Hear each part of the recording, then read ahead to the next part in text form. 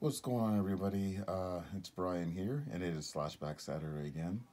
And the theme that Joel the Horror Man has set for this week is titled Hysterical Slashers.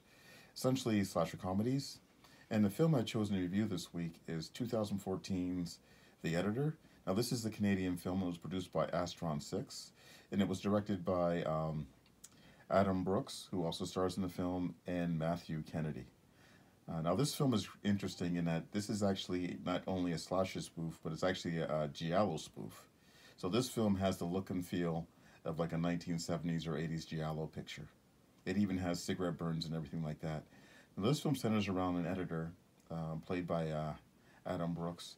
And I guess he lost his fingers on his right hand in a bizarre editing accident.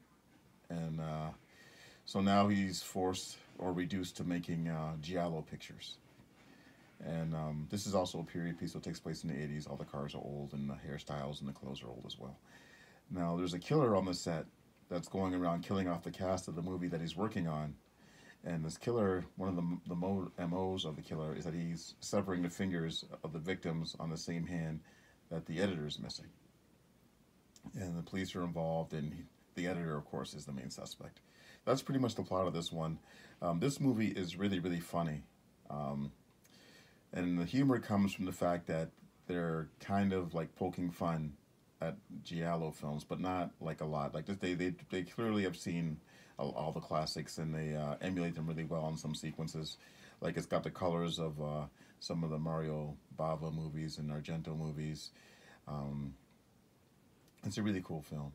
Another part of the humor too comes in this from the dubbing, because most giallo films they bring in an international cast and everybody speaks their own language, and then later on they'll dub it into English or Italian. So this film, the dubbing is where a lot of the humor comes from.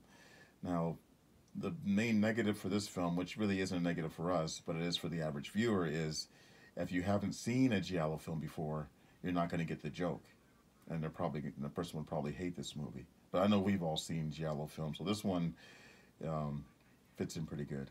Now, this film has some really gory kills.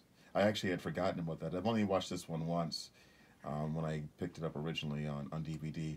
This is the Canadian release from Raven Banner. I know Scream Factory released this one as well. The artwork is different on this one than it is on the Scream Factory release, but we don't have the entrails and the projector thing. So I'll pop it open so you can see the alternate artwork on this release, which is more giallo inspired as well. Almost reminds me of something from Tenebrae. This is a really, really awesome movie. Don't know much what to say about this one. I do highly recommend this one if you don't have it. It's super funny, super gory, lots of nudity, and it's very nonsensical, just like a giallo film. So I guess that's it, guys. That's my review. I hope you guys all enjoyed it. Be sure to check out Joe's reviews along with Jason and J Super Awesome and everybody else that's going to be doing one this week. Sean Digital, Andrew Bellina, Lauren's movie reviews, everybody that does them, Jennifer Tolshi. All right, guys. I guess that's pretty much it. Everybody safe, and I'll talk to you all next time.